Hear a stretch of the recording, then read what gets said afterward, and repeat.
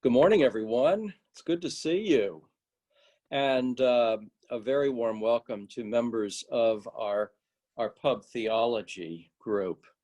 I first became acquainted with pub theology or theology on tap in around 2009 as a result of getting to know the Reverend Karen Ward out of the Fremont section of Seattle, Washington. Fremont is one of the least churched areas in the country. It's probably the Ghent of Seattle, and Karen introduced me to the concept of gathering mostly younger adults together in a natural gathering place such as a pub or restaurant, and having discussion about theology, scripture, and other meaningful arenas that affect people's lives. As a result of that, when I left the diocesan ministry, I went out to Fremont and spent some time with Karen and learned a little bit about it. And then when I came to Christ in St. Luke's in the fall of 2010, soon after that, Giselle and Chris Moran came, and Giselle and Chris had experienced it in another place. And so they began the group, which has gone on for about 10 years now. I've jumped in and out of it, but I've really kind of aged out of it. But it's always a joy when I am with that group, and it's a conversation that's really substantive and important to all of us. I'd like to begin by introducing Will Lee. I think everyone knows Will. Will, along with Chandler, have become kind of informal conveners and theologians in the group, although the wisdom is within the group. And Will, I'd like to start with you by just introducing yourself, telling us a little bit how you became involved with the pub theology, how you see it operating, and maybe then introducing the others who come. Sure. and inviting everyone to share a little bit of their experience. And I think most of all, maybe start with how are you and your family?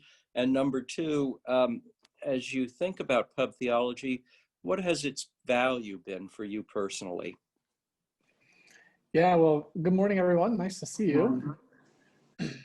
And nice to see my friends from Pub Theology Club. We usually only get to see each other on Thursday nights, so you're all awake on a Sunday morning. That's exciting too. So Wynn invited me to a Pub Theology Club meeting, oh goodness, a year and a half ago. I can't remember exactly when it was, I think it was. That's about right. And I had a wonderful time meeting everyone, getting to know people, and just really connected well and wanted to keep coming and being a part of that group. And then Wynn decided to go out of the country for a long time and said, "Oh, good thing you're here, Will. Why don't you keep coming?" And that's I didn't take you to lunch, Will. That's how he does it. But I'm so glad. This has been this really is my church group. This group that meets on Thursday nights. These are my people, my friends, and the people that I know I can call on anytime. And we have some good conversation together. We share good food and drink. Well, we used to share good food and drink. Now we just hold up this is what I'm drinking tonight. This is what I'm eating tonight, but it's the best we can do. We stopped meeting for a little while because, I think like many of us, we were hoping we could get back to meeting in person sooner rather than later, but decided we needed to meet, even if it was just virtually. And we've had a lot of fun doing so. We've played some games together, and we've actually, we used to meet twice a month, but we're currently reading this book, Ibram Kendi's book, How to Be an Anti-Racist. So we decided while we're working through this, we were going to meet once a week. With little breaks here and there, but it's been really, really fascinating conversation, and just hearing everyone in the group share their own stories of their own faith experiences and what's going on in their lives, and helping one another walk through these challenges and journeys that we're facing together has been not only insightful, but it's been a joy. It's been a lot of fun to walk together with one another through life changes and spiritual life changes, through questions, answers, and often questions without answers. So it's been a really encouraging place for me, and I hope for you guys too. So Kathy and Tom are in the group. Wave, hi, say hi, Kathy and Tom. And Emily and Jackson, hi, and Roz, and Finn's usually with Roz. And we've got about, there are about a dozen of us who come at some point or another throughout our meeting time. We've usually got 6 or 8 on a good regular week together. And we have a good time. So when did I miss something before I ask anyone else if they want to jump in? How are you and your family doing? We're great. We're spending a lot of time working in the yard, because I think that's what everyone's doing these days. So planting flowers and caring for those. And we've acquired a lot of new house plants since all this has started. So and we've done a lot more baking and cooking. So that's what's keeping us busy besides the kids' schoolwork. So that's what we're doing these days.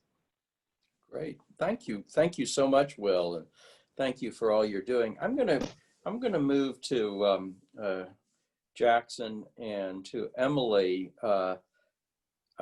and maybe, but Will jump in too, and anyone else who's a part of the group. First of all, Jackson and Emily, how are you? How are you doing in the midst of all this?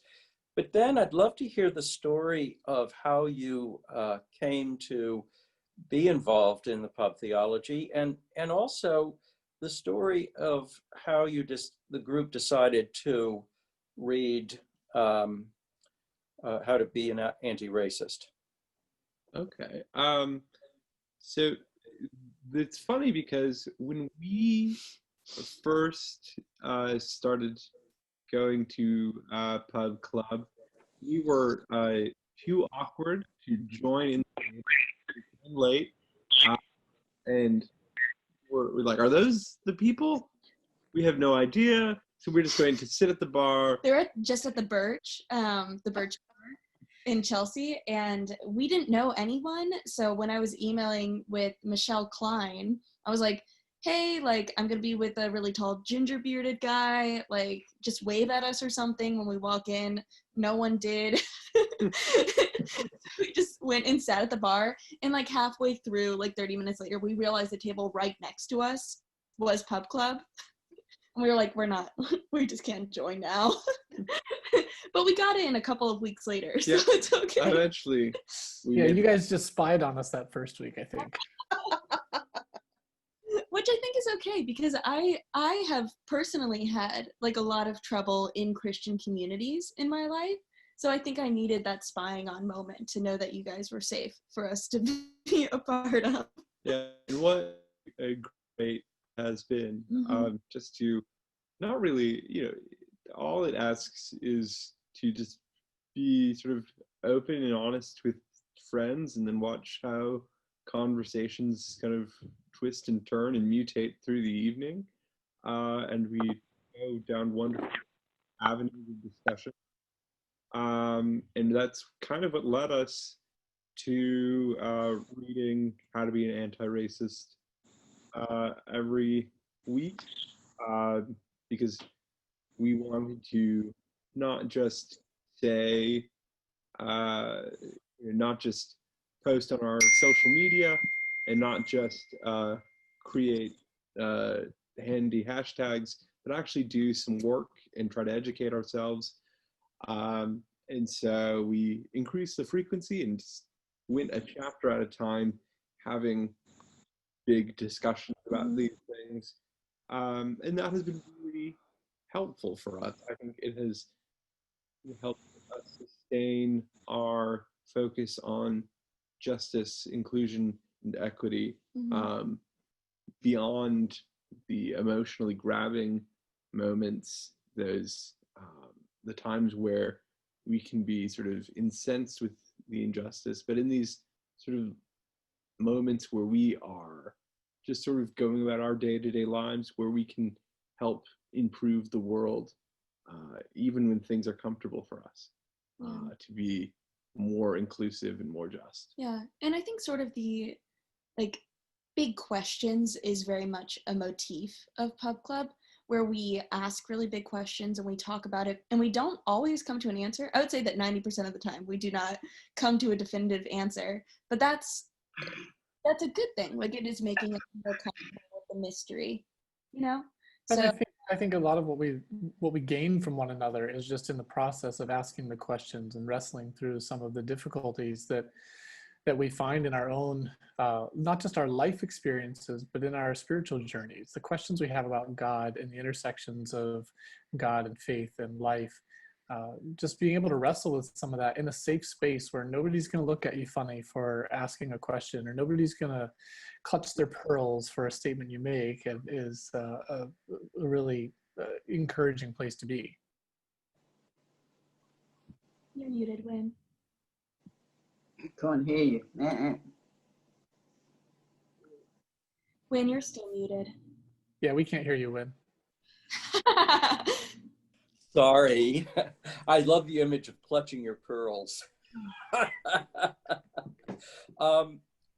Thank you, Emily Jackson, and others jump in if you want. Roz, it's wonderful to see you, and please give Finn our best. I will. It's good to see everyone. Finn has to work this morning, so he's on the ship. He works in the Navy, for people who don't know. Roz, tell us a little bit about, first of all, how are you both doing? I know Finn, when the pandemic started, Finn was on deployment. And we were praying for him. Tell us about the two of you. How are you doing? And then maybe if you could morph into the Pub Theology group, and what how you came upon it, and what keeps you going. Yeah, we're keeping really busy. Finn was deployed when the pandemic started, and that caused them to have an extension because some of the ships had problems with COVID outbreaks, and they didn't want that problem on the Truman. So they just kept extending it and extending it and extending it so that they wouldn't have any exposure. And then finally the pandemic was not ending. So they're like, well, we can't live out at sea forever. So they came back. And then we bought a house, first house. So we've been really busy with that. Haven't been able to go to Pub Club the past couple of weeks, just so busy with house stuff, but I really miss it. We found it in the bulletin the very first week we went to Christ in St. Luke's, right after I moved to Norfolk. And that really seemed like the kind of environment that Finn would really like, going to a bar and hanging out with people. So we decided to go, and we really loved the people, and those were really my first friends in Norfolk. Probably some of my only friends right now, because it's most of my time in Norfolk has been a pandemic. So that really cuts down on social interaction. So I'm really glad to have those weekly Zoom calls. And I really like the discussions we have. Studying anti-racism has been something I started in college. I took several classes on it, and I lived in a living learning community where we studied anti-racism, and did events and activities and classes together on that. So I've loved that. That's something we're exploring in Pub Club as well, and I can continue learning about it. And I really enjoyed this book. I really recommend this to anyone who hasn't checked it out. It's How to Be an Anti-Racist by Ibram X. Kendi. I really like his writing style, and it's just very easy and accessible for anyone to read, whether you have knowledge on the topic before or not. Roz, as you're reading it and as you're discussing anti-racism, and as you have brought this into the conversation, where were you living where were you studying it before? I went to Calvin College. It's a small Christian liberal arts college in Grand Rapids, Michigan. And it was kind of a pilot program. These living learning communities, they have 3 of them. There's Creation Care, Grassroots, which was the anti-racism one, and then the honors floor. To be honest, I'm not really sure what they did besides the honor students. They did something, but they were kind of loners. Creation Care and anti-racism floor hung out a lot, and we would sometimes do joint events because we were both kind of social justice oriented.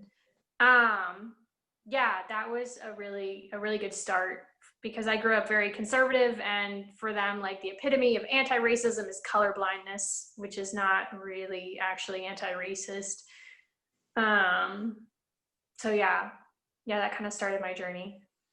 I want to come back to that, Roz, about because I want to kind of, I'd love to hone in on that a little bit, but let's meet some of the others, and then I would love to come back to that idea that color blindness is not really anti-racism, which has been a part of the larger conversation these days. Kathy and Tom, it's good to see both of you. How are you doing? Tell us about how you became involved with the Pub Theology group, and what do you value about it?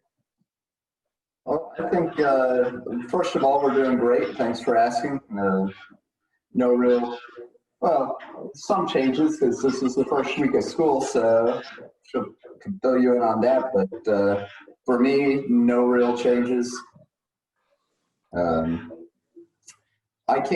had previous experience with in a previous church with a similar thing with Spirituality Untapped, and so when I saw that was one of the things that was offered here, when I first moved back to Norfolk a year and a few months ago, that was one of the things that really drew me to Christ and St. Luke, other than the proximity. So I think it's a really valuable outreach that we have going just in that, because I can say from experience that was one of the things that made me say, well, that'd be probably a good church to go to. They offer stuff like that. So got me in the door in the first place and came out. First week had a similar experience to Emily and Jackson. I ended up sitting at the bar at Peck and Pour for a while until I figured out who Michelle was, and I pushed my way in there. But it's been great ever since. Really missed the meeting in person, but this has been a really good substitute, I think, this Zoom thing. And we proved that a couple weeks ago. Like Will said, we actually played full round of a couple of games online and had a lot of fun doing that. Took a little break from the book for 1 week just to kind of socialize for a while, but the book's also been great. That's I think a really good way that we've filled the space of not being able to get together, have a communal thing we can read and talk about together. Oh, okay. My week was both wonderful and very exhausting. The benefits of virtual learning this go round, as opposed to last spring, is that I can take attendance and give grades, and it's for real. There's serious expectation that these children are going to learn and perform. But if there's an expectation that they're going to learn and perform, there's an equal expectation that I'm going to perform because I have to keep teenagers interested in my face for a half an hour. So Wednesday, I dressed up as a mime. That was fun. I did Marcel Marceau, and I attached it to a reading from history.com. He actually freed 350 children during the Holocaust in France, from Nazi-occupied France. So it ties directly to their history curriculum, and it gets them involved and engaged, and teach them how to use our platform in a worthwhile way, so we're not wasting anybody's time. But that's 1 day, and there are 4 days, and next week has 5 days. and I'm teaching every single one of them. So some of the teachers are presenting their lessons 2 days a week. Some are presenting 3 days a week. And we're a high school credit course, so I present my lessons 5 days a week. So it's just, it's really overwhelming, but also really fulfilling. So I had a really good week, thank you. And then coming to Pub Club, I met Tom and he mentioned Christ in St. Luke's. And I tried to attend a service that I thought he wouldn't be at.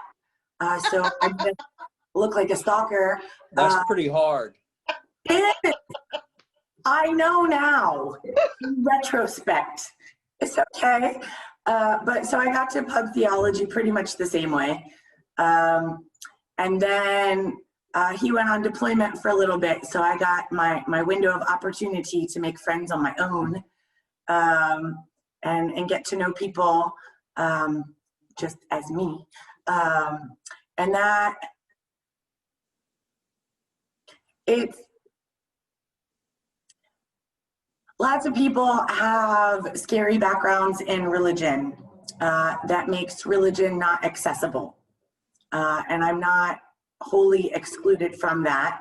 But that is the major benefit of Pub Club, is that that we talk about religion in a not scary way. And that all of the things that I ask, even if I think that they're heretical questions or maybe faux pas somehow, I shouldn't ask people.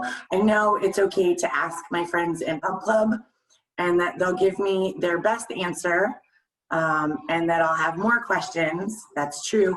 And that they push me forward on my journey, and I super appreciate that.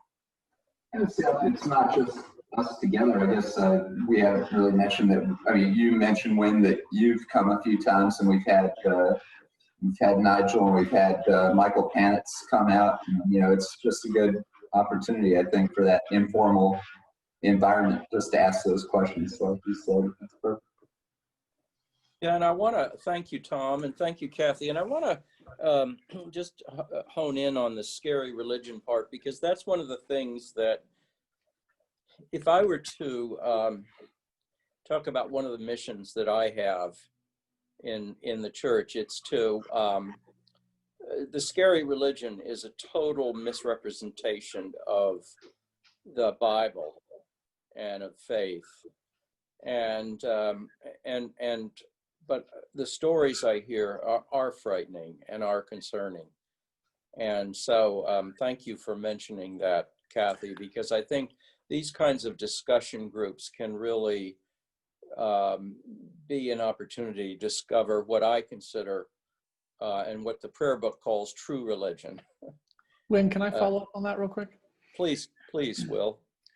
I'm just thinking about some of the, I mean, Pub Club is a generational group, right? So it's largely under 40, 20s, early 30s. And I think people in generations above that, many of them have grown up in church situations that are fairly normal to them, I think. I mean, I think a lot of older generations just have spent, many people have spent a lot of their life in church, and they've seen ups and downs, and they've seen bumps in the roads, but for younger generations, they're encountering church, God, theology, many of them for the first time, and their experiences of church have been a childhood in a fundamentalist evangelical type world that was very abusive and harmful, or perhaps a childhood in a home where religion was used as a tool against them, or whatever. And so they're making a decision at this stage of life. Am I going to have anything to do with religion ever again? Like, they're not at a stage of life where religion has been a part of their lives for many decades, but where they're deciding, is God going to have a say in my world at all? And to offer a space where they can come in and share their experience and have other people go, you too, is really helpful. And to have a space where they can come in and say, I just don't know about X, and have people not look at them as if they're, you know, heretics, but as people who have genuine questions. For me, it's a beautiful thing to watch this group welcome in new people who come in scared. A lot of new people come into this group scared. Am I going to be accepted? Or what if I ask this question? Or what if I say this thing? And every time the group just kind of looks at them and goes, oh yeah, no, that's a good question. Let's talk about that. Or, oh yeah, you're not alone in that. And to see the look of relief on people's faces when they realize this is different from what they expected has been really helpful and encouraging for me. Thank you. That was beautifully said, Will. And that's been part of your journey. Mm-hmm. I think it's probably why I find a lot of kinship with the people in this group, is that we all do kind of look around the room at times and go, yeah, you too, right? Yeah. Mm-hmm. And so there's a lot of camaraderie there because of some shared experiences. Yeah. And I, the sad thing is that Christianity developed into a kind of faith which has very little to do with the gospel, or I should say certain forms of Christianity, that really became an interest in being a Pharisaic religion. Pharisee meaning those who separate themselves out, rather than one in which we're measured by the welcome that we give to all people. And this is something that is there's ample examples of Jesus welcoming all, and not welcoming all in a condescending way, but welcoming all as they are. That it is always baffling to me, and it's, I think, terribly important that we continue to do this. So I'm glad to hear that. Any others of you who, I think that's it. Is there anyone else, Will, on the Zoom right now from Pub Theology? I don't think on this call right now. We've got a good number of other people who weren't able to be here. Yeah, that's all right. It's Sunday morning. It's early. But I'd like to open it up for a discussion and questions from others of you. Please be sure to unmute yourself if you're muted. And what questions do you have of the group, and what additions maybe those of you who are involved in the Pub Theology have to make? And so I'll just open it up at this point.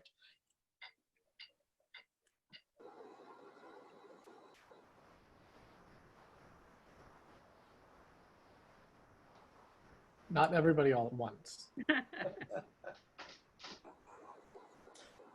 Watch out, if there's too much silence, Kathy Lewis will ask questions. I know, that's what I was just going to ask. I've been really intrigued by the book that you all are reading, and I did the Kathy Lewis read, which is the quick skim version, and I wonder, are there other books or other resources you're thinking about in that regard? Because one of the things that strikes me is that very often someone will get popular, that is to say, a lot of people are reading that person, and then all of a sudden somebody else comes along and says, no, that's completely wrong. You should be thinking about this instead. And I think a lot of us are really interested in this issue, but we, maybe we're too focused, maybe I'm too focused on getting it right. That's something that I do notice, is that whenever somebody elevates in, I'll say popularity, but I'll say in readership, it seems like the other forces come and bat them down a bit. So I just was wondering what other resources you're thinking about, or what other resources kind of appeal to you in that anti-racism realm.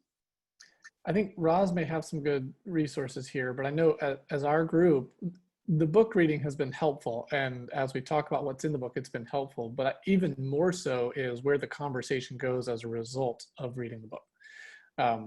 There has been some really paradigm shifting conversations as a result of reading the book. Not necessarily he said something in the book that changed us, as much as he began a conversation with us that allowed us to go places we needed to go, I think. What would you guys say, the others of you?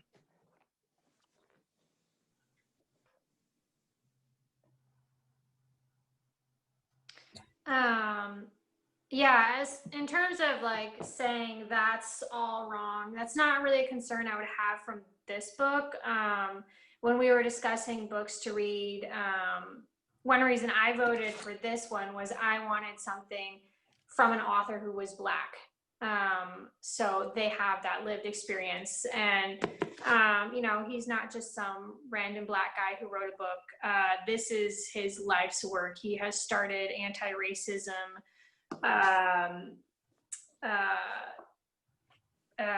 like, sorry, blanking on the word, anti-racism departments at like American University, and I think he's going to start one at Boston University. He just is going to transfer from American University. He's written several books on it, so he is a really good resource.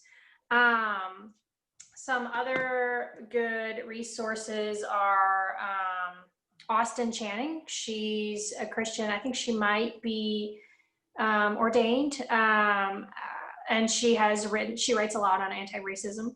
And Layla Saad is another good resource. I follow her on social media. I haven't done her workbook yet, but it's on my list to do next. Her workbook is called Me and White Supremacy.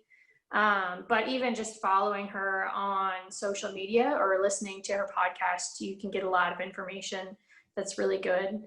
So yeah, there are a lot of really good resources out there. Thank you. That's helpful. And for me as a literature kind of lived in empathetic experience when it comes to reading about anti-racism,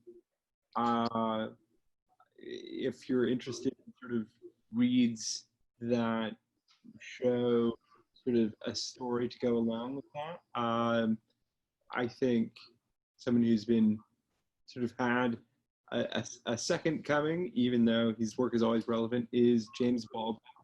So, you know, The Fire Next Time is his great collection of essays that are wonderful. The wonderful Chinua Achebe, who's a famous African author. His wonderful book, Things Fall Apart, is about colonialism and the perspective of sort of the colonial British people in Africa versus the inner history of the tribes that have lived there for hundreds of years. And another one that I've been thinking a lot about is also August Wilson, the famous playwright. People know him for Fences being one of the large ones, but there are the whole collection of plays that he has following sort of Black life in America are really, I think, not only interesting, but detailed and rich and full of family and culture and magic and wonder in a really lived in, interesting and beautiful way. So if you're into sort of looking at different perspectives in that way, those would be my recommendations. Those are great ones, all. Yeah, I also think that's something that is very important, talk of racism, but also a motif of Pub Club is we're all getting it wrong. We're all getting it right and we're all getting it wrong. And it's a developmental thing. So we can read a book and then a year later be like, hey, I don't think that this was all of the information that I needed. No. And we can continue from there and not fall into this like, oh shit, I got it wrong again, and like continue that cycle of shame, you know? Yeah, no, I think that's a really good point. Everything is evolution. You know, we are always evolving all the time. Yeah, it's a great point. Thank you. Trying. Yeah, right. At least we're trying. Exactly. Yeah. Great point. Thank you, guys. And I just had one other book I thought of. If fiction is more your thing and you want something that's a little bit of an easier read that you can go through, well, not necessarily easy read because of the topic, but The Hate You Give by Angie Thomas is great. It's about a high schooler who witnesses police brutality. She sees her childhood best friend shot right in front of her. So that is really topical and relevant right now to what's going on in America. Highly recommend that one. Thanks. While you're talking, Roz, I want to go back to your statement about that colorblindness is not anti-racism. And the reason I said this is when I was working for the diocese, we had anti-racism training, and we required it. It was incredibly powerful. It was the first time I recognized what the word privilege or white privilege meant. But the resistance, particularly from older white people, was huge. And the response always was, well, I'm colorblind. I don't need this. I love everyone. So anyway, as a preface, I'll turn that over to you. Yeah, definitely. That's what I was taught growing up. So I thought that was how you were supposed to be anti-racist. But it's really not true, because it ignores their lived experience. Is you cannot see color, you cannot see discrimination against people of color. You cannot see when there is injustice, and you're not gonna fix the problems. You're gonna be propping up the harmful systems that are causing the problems because you are ignoring it. And one of the things that the author points out in the book is that the goal is not being not racist. The goal is being anti-racist. Yes. So people who say, well, I'm not racist, he says, you're missing the point. First of all, anyone who says that they're not racist may just not be being honest with themselves, or may not see some things about themselves. But it's not enough to just say, I'm not racist. Are we actively working to undo the racist systems and structures and attitudes that exist in our culture? That's what it means to be anti-racist, and that's the goal we're moving towards. Yeah. That's very helpful. I would love to, Donna Hines, our transitional deacon for a while. Welcome back. And for those of you who didn't hear it last week, Donna has been placed here by the bishop for a month or so, or two, to just as part of her education while they are working out a placement for her. And Donna just recently, this past spring, graduated from Virginia Theological Seminary, Episcopal Seminary in Alexandria. I was wondering, as you're listening here, what is your reaction, and how does this connect with conversations you've had at seminary? Because seminary really is a crossroads of the church. Yes, I think it resonates for me, what they were talking about earlier, when someone mentioned the idea that, I think it may have been Emily, that people have the experience of religion as scary and as hurtful.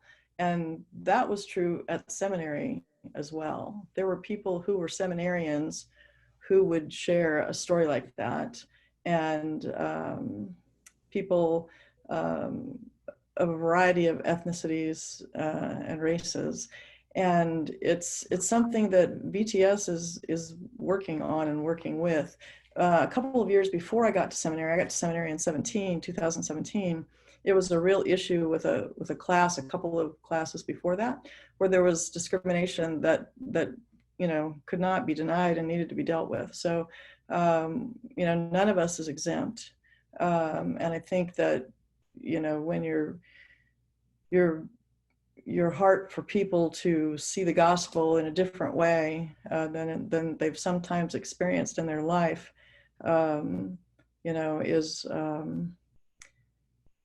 is a dream, I hope for all of us, but one that so often isn't realized, as we know.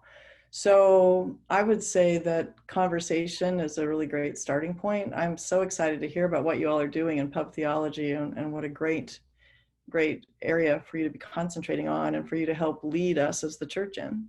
We need that. And all voices deserve and need to be heard.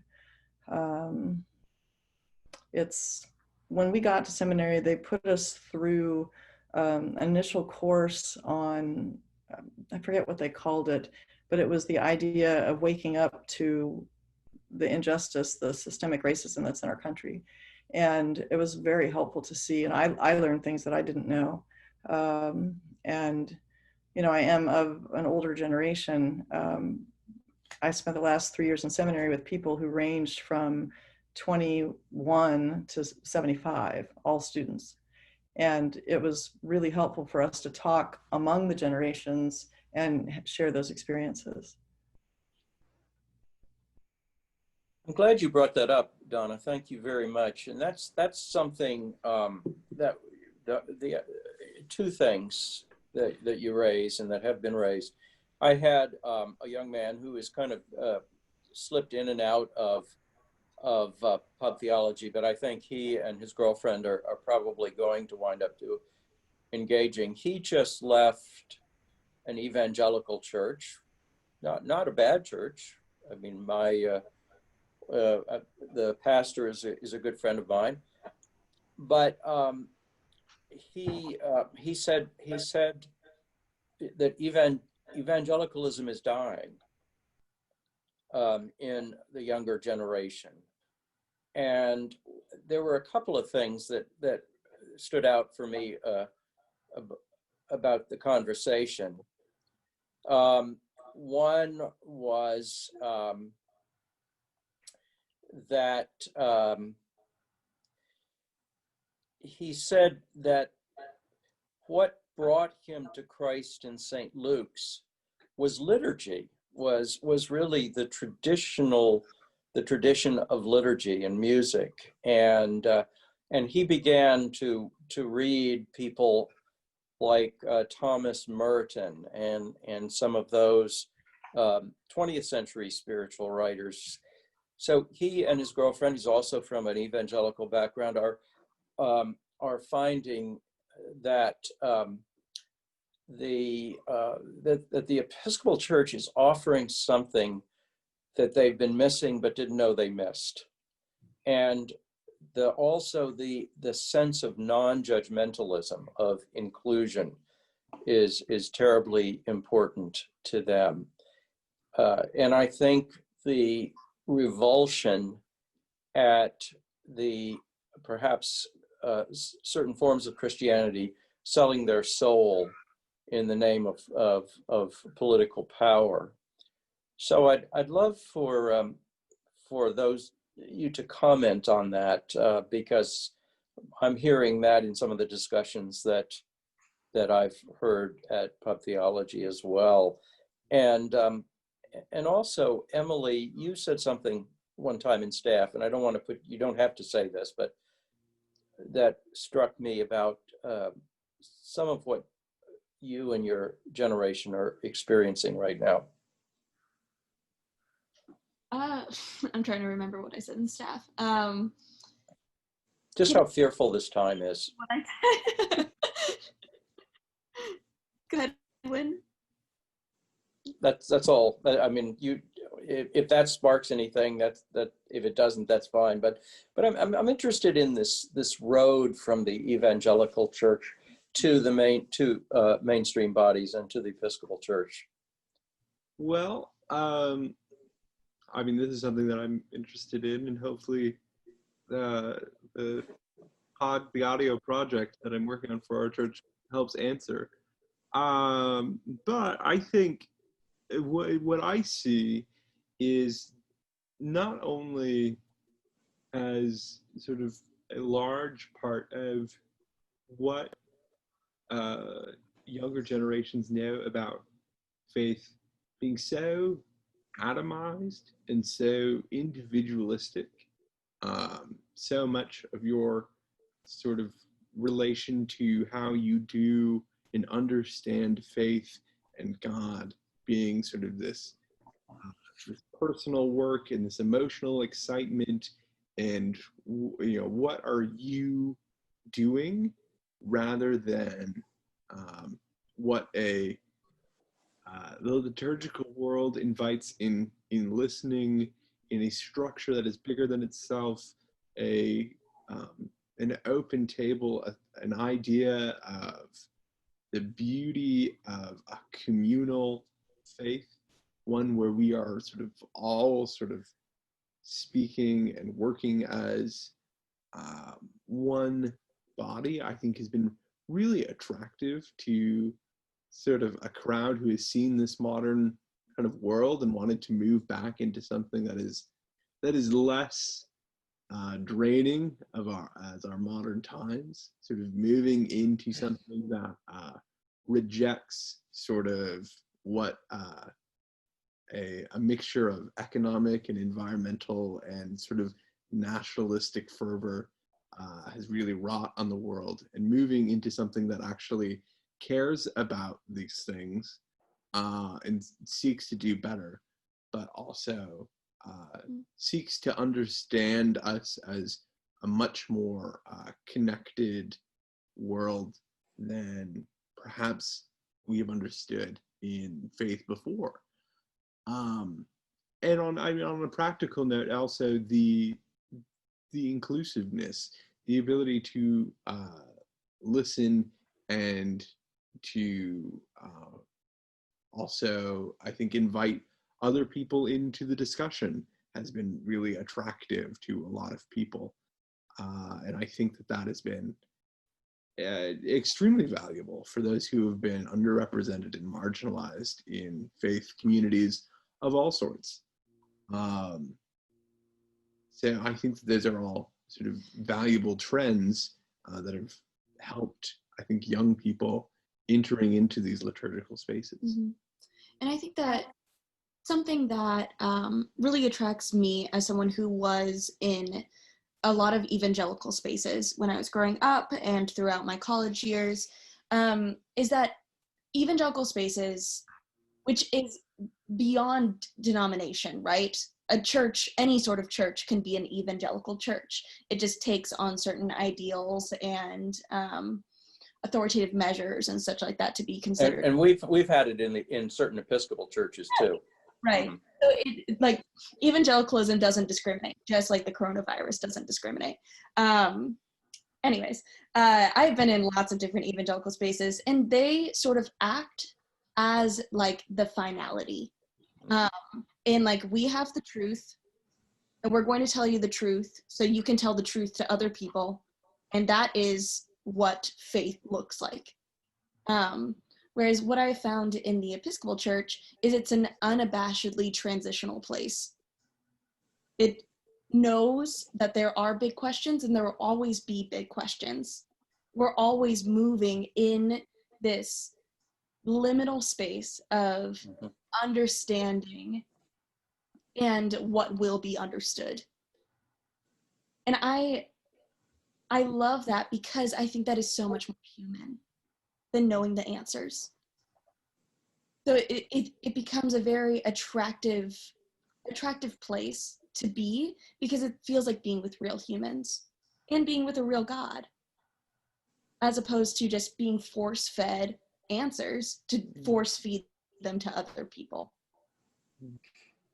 I think that's really well said. And I think as you're talking, I think of the poet Rilke's line, "Live the questions. You'll live into the answers, but live the questions." Yeah, that's really lovely. As we move toward a close, we got about 7 minutes. What I'd be interested in knowing, one, if any others of you have questions that you want to ask before we close. Now's your opportunity. And if not, I'll have a question. I don't have a question, but I would just like to make a comment. And I worked with Sunday school and EYC in my past, and I always found that the EYC was a wonderful way to attract people who had not been in church, and they came with their friends because it was fun, and it was cool. And then the next thing you know, they were coming to church. And then in one case, a family joined, and then the lady became the secretary of that church. So I applaud the pub club as that space where people can sit at the bar for 3 weeks to figure out if it's safe, and then join the conversation.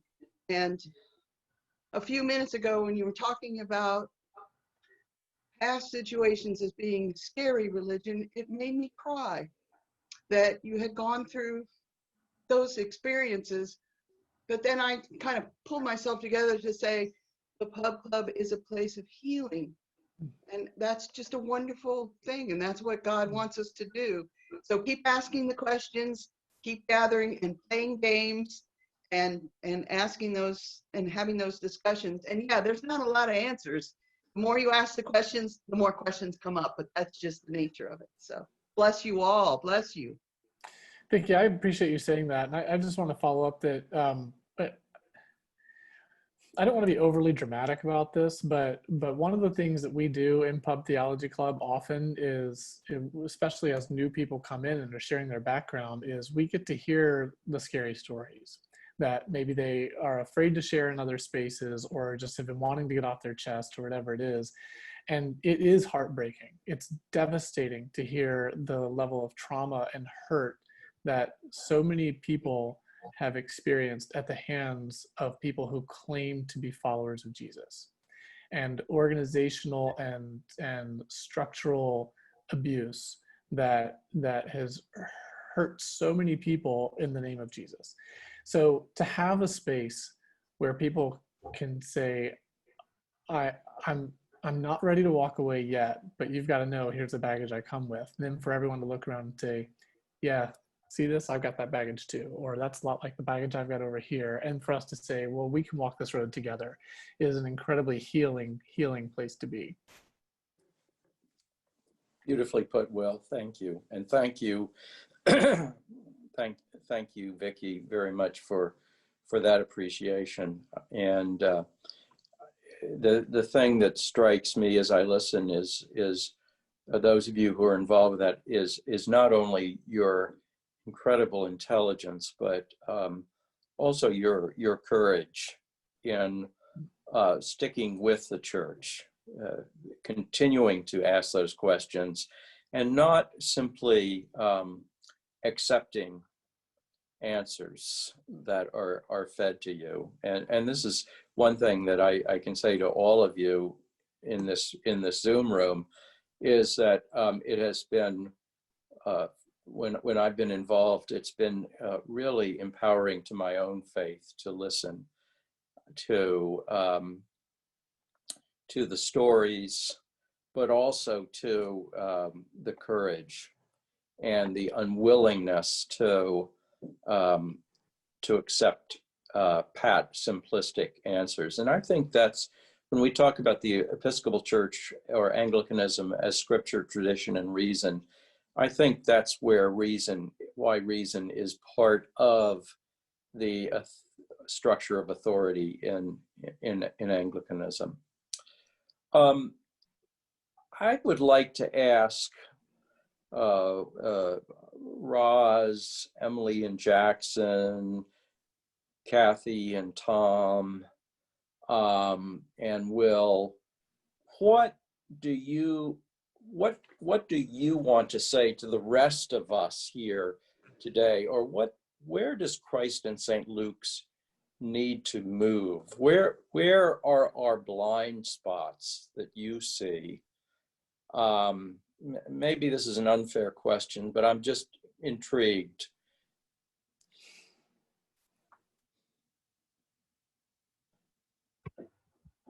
I'm not going to answer that question, not because I can't, but because I know enough to know I don't know. But what I would like to say, in lieu of answering your question, sorry about that. It's okay. The book, How to Be an Anti-Racist, I don't think it's a book you can go wrong with, and this is why. So The thing that we come back to chapter after chapter is the need to humanize people and consider them as individuals.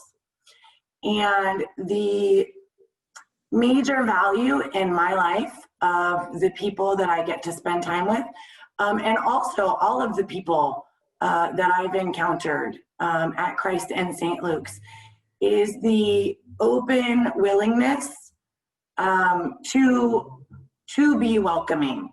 And not only are they welcoming, but when I come to Pub Club for the first time and sit for an hour in silence, they ask me for my opinion and they ask what it is that I have to say. And so not only is it a welcome, but it's an open solicitation for me to join the conversation. And I think that between the book and the people, it's an active living of the gospel, like Donna was talking about, that we're sharing the love of Christ in an open way, no matter what. And that's what that book reminds us to do. And I think that's the value of both. So I think that anything that the church can do in that direction is valuable. Beautifully put, Kathy. Thank you. And I kind of just piggyback on that a little bit, that one of the things that I've seen in Pub Club that I would love to see extend throughout the larger church is intentionally elevating marginalized voices.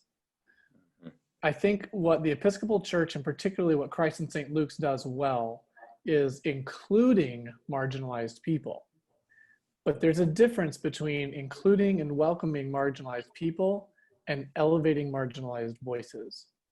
So whether it's the LGBTQ plus community, whether it's people of color, whatever the situation is, those people whose voices have been left out of the conversation for decades or generations, we need to figure out as a church how to make those voices heard. Beautifully said, and thank you for that, Will. And I think this is, I don't necessarily always have the answer. In fact, I usually don't have the answer. But if that could enter into the question, the conversation, how do we raise, say that again, how do we raise? Elevating marginalized voices. How do we elevate marginalized voices? Let's all live with that question and see what emerges. Let's live with it, bring it to prayer, and see what emerges. How do we elevate? And who are the marginalized voices? Where are they? Well, it is about time to close.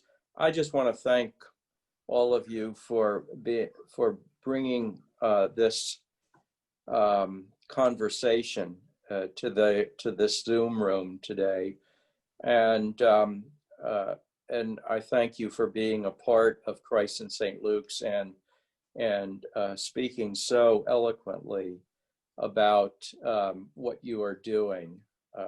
We are all very grateful. I'm very grateful for what you're bringing into this larger conversation.